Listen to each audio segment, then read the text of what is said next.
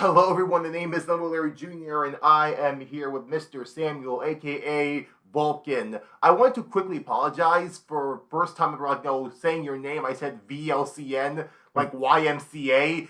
Yeah. I know it was just you pronounce it as just Vulcan, like VULCAN. Yeah. I did it to myself though. So I mean, you're just reading it how you would read it. So it's phonetic. Right. Although putting it out there, the whole saying just the letters alone, VLCN. I would love to hear like a VLCN YMCA intro. That could be pretty awesome. Yeah, that'd be funny. Hopefully, the village people will approve of that. But speaking of which, why the name VLCN Vulcan? I was a big fan of Star Trek growing up. And the Spock was my favorite character. His race is the Vulcans, and I loved it. Yep, Mm-hmm. exactly. And I also played a game called Smite for like 8 years, and my favorite character in that game was Vulcan, who's the Roman god of forges and volcanoes. So I just kind of I liked both of the characters, and I thought it looked cooler and more dubstep to take the vowels out. So I did it, and now I get called VLCN all the time. So Well, if people actually read your little biography, they would know how it's properly pronounced. And needless to say, it's quite the incredible resume you have built for yourself throughout the years. Now, people would think that Vulcan started like right around, I believe, in the peak of like 2019, right around 2020. But something tells me that you had a lot more years of production, like the love of music underneath your belt. So, how did Vulcan where did the project truly begin? well, the EDM, side of the project began probably late 2016, Mm-hmm. early 2017 with the production side. But I've always been into music since I was young. I was a drummer in a band in high school. I was in a ska band, if you know what ska is, and I know what ska is. perfect. Yes, Yeah, I was yes, a I big am that. I am that open-minded. People want to away from perfect. ska, but no, I embrace it. Yeah, I loved like I was a big Streetlight Manifesto guy, less than Jake back then. So it was Mm-hmm. I drummed in that band, and then I drummed, like, my dad's a pastor, so I drummed, in church bands and stuff. So I've always like had music in my blood. But as far as like EDM side of it went, I didn't start, besides messing around on like back when it was called Fruity Loops instead of FL Studio, Mm-hmm. in like 2010 or 11. I would just make stupid little hip hop beats. I don't really count that. So about 2016, I went and saw the Chainsmokers on their Memories Do Not Open tour, and I'm like, wait, Yep. like I can do this. Like, why can't I do this? So just kind of started it there. What song in particular the Chainsmokers that really stuck out to you? Because Memories Do Not Open, pretty legendary album, particularly because of one song with Coldplay, something just like this. But is Yeah, there a song that really stuck out to you from them? Bloodstream. Bloodstream. Nice choice. Kind Yeah, of underrated a bit, but no, that's a really amazing choice. yeah, So, 2016, 2017, Chainsmokers kind of opened your eyes a bit, and you said, if they can do it, why can't I? So you yeah. started, making your hip hop beats. Yeah, we don't talk about that. That's gone and done. We don't speak about that. But it seems like the EDM spark really stuck around 2019 with the little abduction flip by you with the song LS Dream Shadow Self, released in February 2019. How did that come to be, and how did you move from doing that really strong heavy bass music to moving on to melodic and really dubstep bass? Because there's a history with that, and we gotta give Mhm. some love to, of course, Webaholics for really starting that spark in that moment. Absolutely. Like, shout out to all the Webaholics family. Me and Adam, one of the co-owners of Webaholics, we go really far back till about that time, 2019. I remember it was like me, Tape B, Reginald Simpson, Flow Zone, Deep, like a bunch of those guys all around that same time when my brand was experimental. Mm-hmm. Um, but uh, to understand why I kind of went the route that I did, we have to first understand like where I came from listening to EDM as a fan, and that starts like 2008. I was we all called it like DDR music back then, Dance Dance Revolution. Like, no one was like calling it EDM or dubstep. Like, at least in my circles, it was, we would call it DDR music, and we would put it on. I played No, World of no, Warcraft for 20 that's years. that's what the the muggles, that's what the normal people would call it. They would think, Yeah. oh, it's that music from DDR, but Yep. we Yep. knew if we were actually cultured know what it really was. It was just electronic, done by MIDI's, done by sounds, done by all Yep. these type of gadgets in here and there. I was a TDR. big fan of like artists like Coburn and Bass Hunters and obviously Daft Punk and Mm-hmm. uh was it Rabbit in the Moon? Like just a bunch of like industrial stuff like Crystal Method, Prodigy, like all that stuff in the 2005 to 2008 range. But it was like 2008. Uh, I was playing World of Warcraft with my guild. Like someone came in Ventrilo and started blasting Bass Hunters, and like all I ever wanted. And I'm like, yo, I was like, I need more stuff that sounds like this. This is great. And then I mean, it was from there. Like I was like a big post-hardcore fan at that time. Like Chiodos was my favorite band, Mm-hmm. and I was like sucked into EDM at that point. Like it was anything I could get on. But back then we only had like Napster, like Pandora or something like that. So I would put a Pandora station on and like would get a bunch of Dead Mouse and Daft Punk and then Old Flux. And then as the years went on, 11, 12, 13, I started listening to like Excision and Old Liquid Stranger and like it just kept evolving and evolving and evolving from there. So I've been, I mean, at least an active fan of EDM, I would say, since 2000, a real like 2008. But I've been obviously like a fan of like, I mean, I think everybody likes Sandstorm and all that stuff since like 2005, six or so. So Yeah, I mean that was one of the songs that really put like electronic dance music in the mainstream. You had songs like, of course, Daft Punk, but of course, the root Sandstorm in 1999 when I was born. That's when it started popping off, and then you had Alice DJ, Better Off Alone, and you had stuff like yep, Be My Lover, Barbie Girl, yep, Aqua. yep, Yeah, yep. heck, we can get some of the Eurodance too. That also kind of helped move it along. Yeah, 100%. So with my love to to get back to the original question, with my Right. love, spanning for so long, I fell in love when, Liquid Stranger started coming out with the Wakan, label and Mm-hmm. brand. That sound like it was new, it was something exciting to me. I liked it at the time. I still love it. Don't get me wrong. I'll never say I don't like it, but my heart was still always in those melodic driven like EDM like banger tracks, and then like by that time that the Wakan was out, I was been a fan of Millennium for 2 or 3 years at that point. Mm-hmm. Seven Lions, like all those people. So I've always had this like really big, heart for melodic bass music and just whatever you want to call it, type of. I just call it dubstep, just dubstep. I've been listening to dubstep for 10 years at that point, or 8 years, and so I've always loved that. But I felt like when I started doing the production side of it, since I knew the Webaholics people, since everybody around me in music at that time in Florida was a lot of it experimental stuff. So I started there, and I think it helped me become a better producer to like learn music that doesn't have so much going on, because experimental music there's a lot of empty space, and it's a lot of I'm trying to think of a word to like to describe it.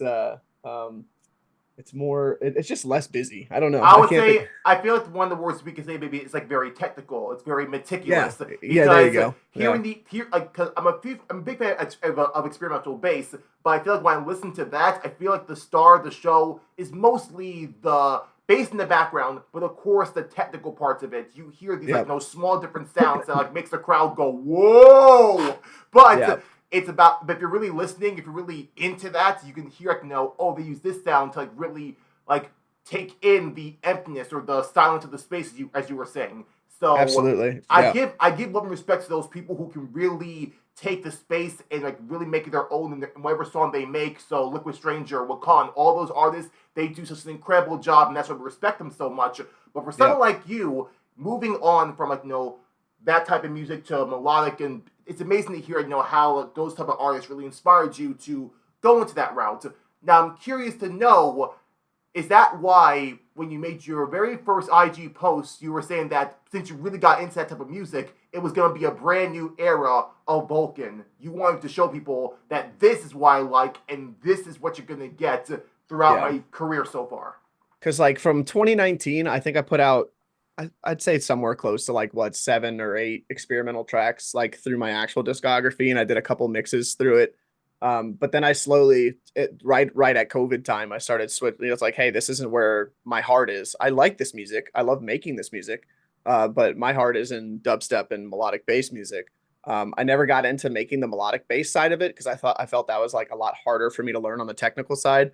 Whereas I could take what I learned from 4 years, 3 years of experimental production and put it into dubstep, like contemporary dubstep. So I took the dubstep part, ran with it, did relatively well for like I'd say about 3 years, multiple Subsidia releases, and I felt like I was making a staple, like a name for myself in dubstep, but I still couldn't scratch that, that sad boy, that melodic itch. So we made a couple songs. We did the one with Huang, "Don't Want to Be Lonely." Mm-hmm. I did my own remix to that song, and then we did a song. I started working with the Arm& Hammer boys on another one, and I wanted like my fans to know that this is something to be expected when it's like a Vulcan set or like music that's being released. I don't want it to be like something that's like, yo, where did this, like, you just released Primal, why are you releasing a melodic song? Like, that doesn't make any sense. Like, that post I felt needed to be made to like, hey, expect melodic music. It's not going to be all the time. I'm not going to release maybe like 3 releases a year, 4 releases a year instead of 12 dubstep songs, Right. but it's to be expected. And then in my sets, I'm doing like 65-35, like dubstep to melodic now. So it's like anytime you come to my set, I feel like people know now, like, all right, he's gonna play sad boy, whether it be my songs or homie songs like Danny Olson or Starseed or anyone that's crushing in the melodic game. I don't care about numbers. I don't care when the song came out. It could be a 2014 song, because a lot of the new kids that just get into the scene, they've never heard these songs before. They're gonna hear it and think it's something new, and it's just, Mm-hmm. I love sharing music that I love, so that's kind of where the brand's at now. Like, that new era is, hey, there's going to be melodic in this. I still haven't given up the experimental stuff. I have a song that's kind of just sitting in the water right now with Super Future. It's another experimental song that we've had for a couple of years, but I could at any point just make another experimental song and just put it out, because I did it for 4 years, and I still love it. But it's just multi-genre. Like, that's where I'm at, because I just love so much music to like, pigeonhole myself into one thing.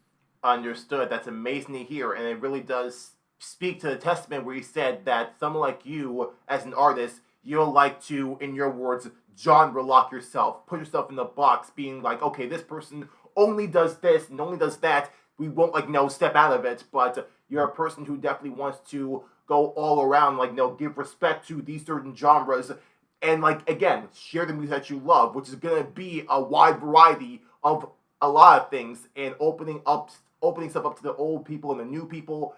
Absolutely incredible, respectfully so. It's absolutely amazing to see, and that's why someone like you, with all the sets you've done so far, both in Base Canyon and Lost Lands, it's always a mixture. You don't know what you're going to get. And so for that, I say thank you so much, Vulcan, for that. And we truly appreciate you for really opening our minds to your music, but also to so many others out there in the world. And that's amazing to witness.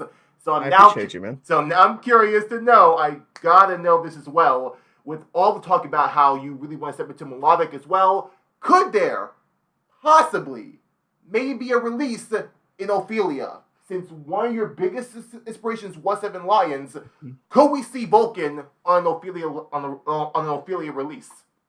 I won't say no. It's not in the plans right now, because Ophelia signs songs that have a certain sound. It has to sound like Ophelia.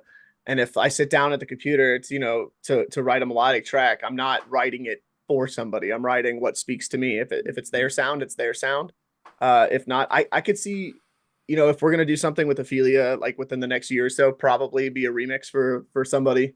Would be the way to get my foot in the door there with them, because that the bones of that song already has their sound in it. But I've never specifically sat down to make something for them. But I'm not against it. I love Ophelia. Love so many artists, on that label. Like, one of the other Sam is what a lot of my friends call it. Sam Dobkin trifecta. He's he just put his second album out with Ophelia. So maybe I'll try and skim through that and try and get a remix on that album or something. That would be amazing to see, and I would say, yeah, don't just say no to Ophelia, because hearing some of the discography of Ophelia, there are some artists on there who I did not even expect would release on there, but they put their own flavor and twist in it. So it's telling me that maybe the people who are a part of Ophelia, the head honchos there, are open to whatever that they want. I mean, we have songs like from Sultan, from Kid, heck, from Midas, who collaborated with Ray Volpe in one of his EPs, and that was incredible to witness. So it's like they don't shy away from just heavy dubstep bass in the face. So Yeah, I definitely. it would be incredible to witness. I'm just putting it out there. Take it or leave it. Talk to Rissy. Just whatever match you guys make, it's gonna be incredible, no matter what. That's Yeah. amazing. When it's now, I just have to know as well, with you stepping into doing this type of melodic dubstep based type of thing. So we start off with the song Unknown, and we go into like 1,000 years, the first ever Subsidia release. I'm just curious to know, how did it feel to be able to be welcomed into the Subsidia family with open arms? Because it's a pretty big deal. I know you say you weren't really scratching the surface at the time, but let's still give some flowers to you, because Subsidia is quite the label, still growing to this day, and you're pretty much a member of the Subsidia family. So how did it feel for Excision to tell you, yeah, we love this song, and you know what? Welcome to Subsidia, man. Yeah, it was like one of those moments though where I sat down and made that song. If anybody listens to it, you can hear the heavy Excision inspiration behind the intro. I've been, a big Excision fan, seen him live so many times, and like everybody is like, there's a lot of people who say he's mainstream now, whatever you want to say, but like those 2015 to 2017 Excision sets were like basically what made me like fall in love with what the dubstep we have now, besides like the bro step virtual riot stuff or whatever. But I'm talking like just the heavy bass, and then the crazy like cinematic intros, and like I fell in love with that, so I wanted to do that. And anybody who knows that releases music, doing cinematic intros kind of hurts your streamability and replayability. Just is, you're waiting 2 minutes almost to get to the music part. So people that aren't really like huge fans of that, they're not gonna like re-listen and stuff. But having the okay from that was kind of like the going forward point for me. Like, hey, you can actually do something with this, the dubstep side of this, and you're not wasting your time. I remember getting the email from them saying that they accepted it, and I was just like, I'm not gonna lie, I shed a little tear, and I was called my mom, and I was like, I was like, they Mama, took I this made it. they took this song, and that was like, it was cool. I think I was on the third night or second night. I think was the first one I did. I believe it But was night three. yeah, it was like super early with the label and stuff. It was still really brand new, and it was like the new thing that, like, I mean, everybody was releasing with them at that point. I think like Dion's had multiple, and Uber was releasing with them, and there's a lot of bigger names that at least were on that first or second one, and then like they got their feet wet with the label. But it was like to be included from so early on, and then I think I've had, I mean, over 10 releases with them. I don't know, 7 for the EP, a couple other, it has to be like 13 songs or 14 songs with them now or something like that. But I think they, it's around 14, yes. yeah, they've supported me immensely, and I'll never be able to thank them enough for what they've done for me. And I hope I get to do more with them in the future, but we've kind of started sending music everywhere now. It's just like we don't want to pigeonhole ourselves to like, all right, let's just be expected with this one label over and over, which is Yep. fine. But if they're ever interested, they let me know. Like I'll post music, and they'll be like, hey, does this have a home? And we can get it out there. But I'm excited, to see where they're going to go in the future. I think the labels kind of slowed down a little bit this year, but they had the tour going on and all this other stuff. So I think that they're going to pick up real strong soon, and keep going. But like I said, I'll never be able to, thank Excision and that team enough for what they've done for my career. So I agree. We thank him all so much, and thank you so much, Vulcan, for putting that foot in the door and putting something that was a tiny bit risky, like you mentioned, 1,000 years. But they still said yes. They still were open to the vision, the world of Vulcan, and this welcomed you into the family. I was gonna say, like, why, oh why would anyone, like, it was like it's gonna be a detriment to, like, make something like an intro that was like luring you into the song. But I can see, but after I thought about it a bit, I thought to myself, you know what? Yeah, you know what? You're kind of right, because most people just want the straight up drop right in their face.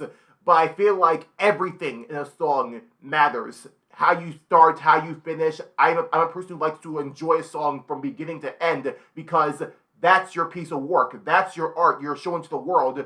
It will just be a crime if I just sped up to the drop and that was it, because that's just, yeah, that's the best part. Yeah, sure, but everything else is important as well. So I feel it's like like when I did the remix for Decimate, mhm. I put that up on just SoundCloud because they ended up not doing any official remixes for Onyx.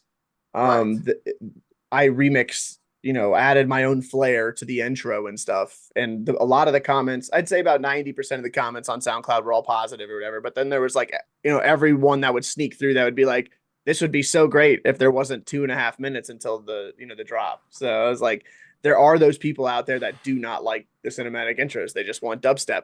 And Right. it almost made me start wanting to create like radio edits, of like songs. Like, all right, I'll put this out, and then like maybe 6 months later, drop a song that, okay, here's like a The small, extended, the yeah, extended, yeah, the extended version. yeah. So it's like something like that, to where it's like maybe they get the full cinematic song first because they can see the vision, and then later I'll just put something in there with like, a 30-second quick intro or something that goes right into the, the parts that those people want to hear. But I've never actually implemented that. I don't know if that would be good or a bad thing, because I don't want the songs to like fight for each other. But maybe like for SoundCloud only purposes, where it doesn't matter as much, you could just put, all right, here's a radio edit for you guys that you can download, that you don't have to worry about getting through 2.5 minutes of, world building. So, but Understood. that's what we're doing in these songs. Like a lot of artists that I've looked up to, that we're crafting worlds. We're building a world that the song sits in, or Exactly. the brand sits in. So I'll never stop doing it. I just, I hope it catches on more, where people are like, yeah, I do want to listen to this 2 minute intro. So Understood. So don't worry. At the very least, you'll have someone like me who will appreciate the entire piece of work for what it truly is, from beginning to end. So there's people like me out there. Don't you worry. But I feel like that'd be a tie into this. So of course you've been doing a lot of tours, like, a lot of shows here and there. Congratulations on, like, coming back, rebounding, and playing in NYC at the Meadows. We appreciate you yeah. so much for blessing us in NYC. Although I'm curious to know, looking at some of the posts and seeing some of, the tour dates here and there of where you'll be, will there be a tour where you want to truly welcome people into the world of Vulcan? Because it seems like that's something that a lot of artists are doing. They're trying to create something or make almost like their own world, their own type of style, their own type of foundation on in the EDM industry. So how would the Yeah. world of Vulcan kind of look like if there was a headline tour straight up for you? I think in the next, I would say, I would give it another year or two, or like two max. I think it's going to be, we've already started working with a pretty good visual guy. We've gotten some new 3D visuals like that everyone's like super popular right now, that everyone's doing. I think it's going to have to be something that's told both at the show, on the tour, and outside of it. So kind of like how Millennium did his comic that he put out, for the Yep, album, for like the the fifth Starfall, where album. like, Yep, Starfall. yep, or his video thing that he did for it, his like 25-minute, like it basically played through the album and had animations to it.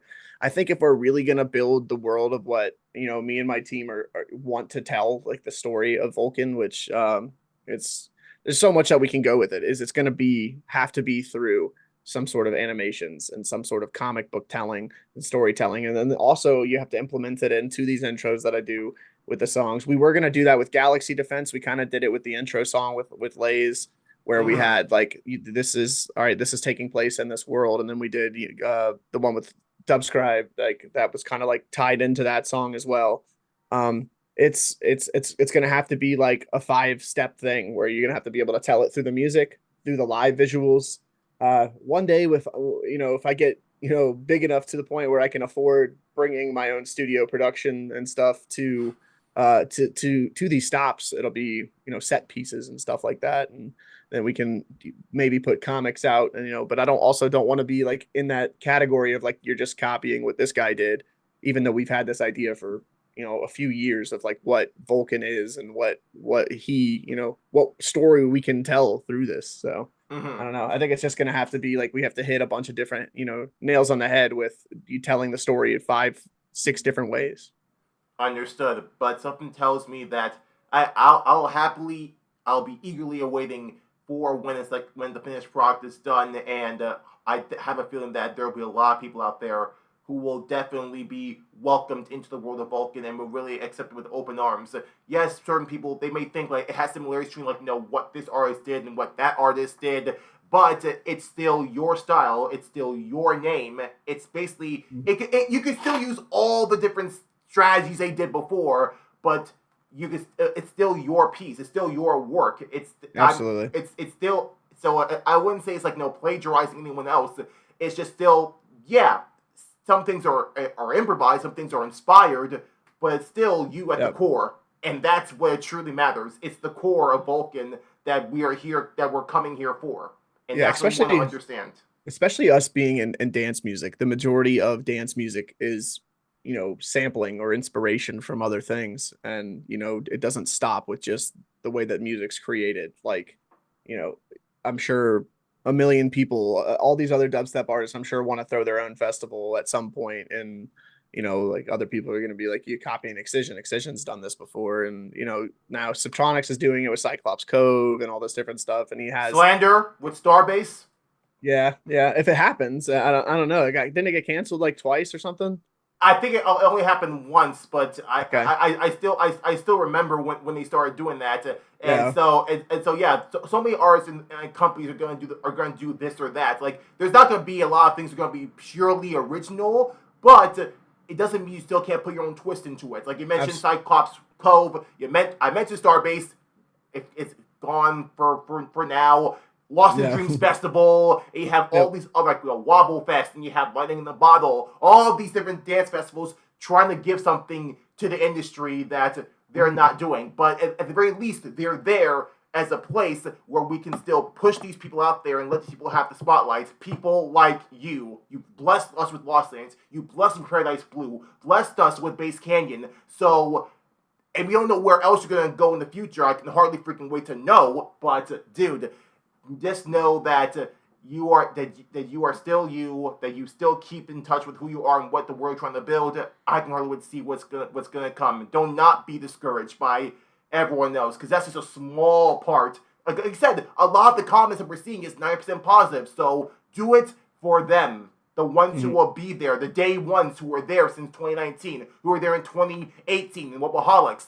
We're the ones Yep. who are going to be there for Vulcan. So please don't feel Absolutely. discouraged. You're going to I do such incredible work in the future. I have high hopes for you, man. I appreciate you, man. Thank you. And now back to the whole label thing. Like you mentioned, you don't want to stick in one label like Subsidia, but that's why you touch base with so many other incredible labels out there. You mentioned Cannibal Records, but we also have to mention all the other people that you work with as well in different areas. You mentioned Bass Rush. You've mentioned a few of these people out there. I think the only ones I thought off the band, mine, apologies, was Cannibal and Bass Rush, which are Mhm. still kind of struck the whole dubstep realm. I also got to get some of the phase one as well. You and Micah Martin with Breakaway. Holy Mhm. crap, that's one of my absolute favorites. So I'm curious to know, out of all the labels that you work with, minus Subsidia, which ones were your favorites to be a part of? I feel like it's kind of like a loaded question too, because I haven't had any issues with anybody working with anybody, and Mm. I've enjoyed working with anyone that I've had the chance to. So, uh, working with the Sounds of Mayhem was awesome, and I got to hang out with Graham and talk to him a bunch at Base Canyon and got to know him a little bit. And same with back in 2021 with Rude Service and Bear Grylls had no Oh negative yes. experiences there and had a great time, working with them. And I mean, Wobaholics, even like everyone that I've worked with. I mean, Warner Records, their reps with the Millennium remix was really good. Cannaballin's been basically family at this point. I love those people. Like they're great team to work with. Um, I don't really have any complaints with anyone that I've worked with. I've really honestly enjoyed any opportunity I get to work with anybody. I'm gonna make it the best of it that I can. Understood. And hey, I cannot lie with those results. Everyone has been pretty much has done this incredible job boosting the career of Vulcan, and I thank them all so freaking much. I forgot about Root Service, man. I don't know why I didn't think of Bear Grylls. My apologies No. there. Now I have, but also back to the people that has helped you out as well. Not just the labels, but the artists around you. I'm curious to know if we do have that tour that's going to be happening a year, 2 years in the future. Who would you want to bring on there? The people who have really supported you, or people you're inspired by as of now? Who would you bring? Yeah, I mean, at that point, I would like to just bring, friends or who I feel like has been, crushing it at that time. But it's everything in this industry is so metrics driven. So I could want somebody on there, but if it doesn't make sense to their team or their agent, it wouldn't happen. Doesn't matter how good of friends we are. But if I got to pick with no, repercussions, like out of all the people that have helped me the most in the industry or like that have been there as good homies, definitely Layla for one. Lay's would get up Mm-hmm. there, Vastive for sure. Somewhere maybe like Resurrect, Freaky, Rated R, VRG, like all the people who I've Cello, all these types of people that I've known and come up with through in the industry for the last 5 years, and we're all doing the same thing. So it's all these people. Chauncey would be another good one. I'm joining him on his Chauncey and Friends Yeah. stop in Florida, which is great for me because I get to go home and see my family. I just recently moved to Tennessee from Florida, so I get to go home, see my family for a weekend, hang out, play a show with some good people, and I think that'd be like the way to go. If I could, there's people that I would obviously want to have. They would need special guest billing, but like having the Arm and Hammer boys join me on one would be super sick. Even though they're exponentially larger than I am, but it's if it made sense, it made sense. Mm-hmm. So maybe trifecta, stuff like that. But realistic speaking, like Lays, Vastive, Resurrect, all the people I've come up with over the last couple of years, and really have, they've shown that they can, they've helped me get to where I'm at, and I've hoped that I've helped them at some way or other. I'm just here as Sam, as a friend, so I'm always whatever they need. I'm here. So I think it'd be cool to like do stuff with them. That would be amazing to witness. And I have a feeling some of the names you mentioned, who I've been listening to for years, seeing them grow to where they are now, don't think there'll be any repercussions because some of these people have like you collaborate with, you've been working with them for quite a long time, like seeing them grow where you are now. I mean, hello, you mentioned Resurrect. I didn't know Resurrect until the whole BMI, the base metric initiative that was happening, that the whole competition there. And Resurrect, ever since he won that, and I've seen his rise to where he is now, has been blowing me away with his work. Same thing with Bastip. He had a bit of Mhm. hiatus here and there, but to see him come back better than ever, I'm so proud of him as well. And Yeah. CeeLo and Lays, some of these people have been absolutely incredible. So to see them on your side, and I mean Arm & Hammer, I think they're gonna say yes because I'm sorry, that collaboration you guys had with their remix album. What was it called again? Hold on a second. Sorry, I'm blanking out yet again. Kind of gets too excited. Afterglow with Yeah. that song there.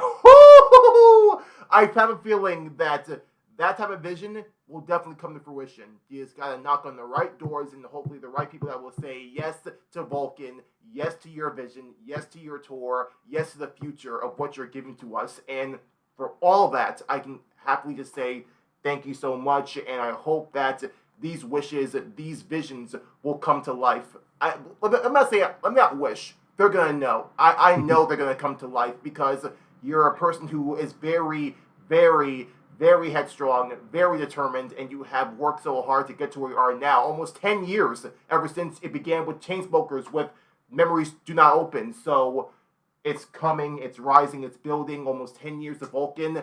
Thank you so much. The work is not in vain. Again, do not be discouraged because what you're making, what you're creating is something amazing, legendary, and I am honored and blessed to have spoken to you and telling you that what you're doing, what you're making is incredible. Thank Do you, man. not stop I because something appreciate it. tells me this is only just the beginning of Vulcan. I was gonna end with the last question of what's next for Yep. Vulcan, but we kind of sprinkled that out throughout the talk. We talked about a few things that are coming up here and there. But if there is one more surprise you'd like to maybe tell us about what's coming next to Vulcan, we're all ears. I don't know about surprises. I don't know if I can or can't say anything about it, but I am joining somebody's tour here at the end of this year. So you'll see me in a couple cities with somebody I've been looking up to for a while. That's about all I can say about it, but it should be announced pretty soon. Back, Um, will it be back in New York? no, unfortunately, Ah, it'll be out west, two out west and one Midwest. So it'll be cool. I'm excited to join them. Been looking up to them for years and years. So Also, we have a song coming out next week, so that's another little surprise that comes out on Wednesday. Can't tell you what song yet until we get the proper announcement for it, but there is music coming out on Wednesday next week. So it was supposed to be Friday this week, but we had to push it back. But Wednesday No. next week, new music. Hey, if you have to push it back, that is okay. I will be eagerly awaiting. No matter how long it takes, I know it will be amazing. So, next Wednesday, I can hardly freaking wait to hear that brand new song and the brand new tour you're going to be joining on. Oh, man. All I can say is yes, the sky is bright for Vulcan. I'm just singing that from the bottom of my heart. Scout's honor. Just thank you so much, Vulcan, for all that you have done so far. And we truly appreciate you so much. Thank you so much for let me have the opportunity to speak with you. I know it's been a bit of a jumpy start here and there, but dude, thank you. I'm honored and blessed to have met you and tell you. My pleasure, thank man. you It was so great. much. Great getting to talk with you, man. I've seen a bunch of your videos before, so it's pretty cool to get to sit down with you. Again, it was the EP that was from Rude Service. It was, I think it was, wait, Hosen. No, I had it. It was one with Blue Pill in it. It was Next Fight, Come On. It was that EP that blew me the freak away. That first ever introduction to you, and so it's like, that's incredible. What you're doing is incredible with that EP. I have to at least see where this goes. And here we are now, third time in Lost Land, second time in Base Canyon. I think first time in Paradise Blue. No, not yet. No, I've been there both years. I've attended these last 2 years, but I haven't played. I went up with Chaucy for our song last year. Okay. But that's like I only get to see my dubstep family like 2 or 3 times a year tops. So anytime that I can go out of my way to attend like an Excision event, like I went to Thunderdome last year just to see everybody, because it's I mean, of course the music aspect and being there as a fan is great and Thunderdome's amazing, but just getting to see the Subsidia team and the Excision team and Alien Park and Layla, all these people I only get to see like 3-4 times a year, if that. So anytime I get a chance to, I'm gonna do that. So yeah, keep supporting the people out there. I'll make sure I do the same. I'm not really on Twitter as much, but I'm definitely moving on to another platform to really express and let people know that this person who has been inspired, who has I say all the time, but I don't stop saying it now, who has had his life saved because of electronic dance music. He's not stopping. This is all just out of passion, out of adoration, out of gratitude for everyone who is passing on the torch, who was rising up together. That's the point of music. That's what this industry, that's what this community is all about. So I just hope I'm doing my part in raise people up like you and everyone else, like you mentioned. I hope I'm doing my part to. We all appreciate it. We all appreciate what you're doing, man. I really do. Thank you so much again, Vulcan, and I can hardly wait to hear that brand new song next Wednesday, October 8th. I think it's the 8th or 9th. October, the 9th? I think it's 9th. October 9th. Remember the date. Remember it. Mark it down. I'll make sure I mark it down right now. Thank you so much, Vulcan. This is Lynn Blair Jr. Vulcan signing out. Signing out. Thanks so much. There you go.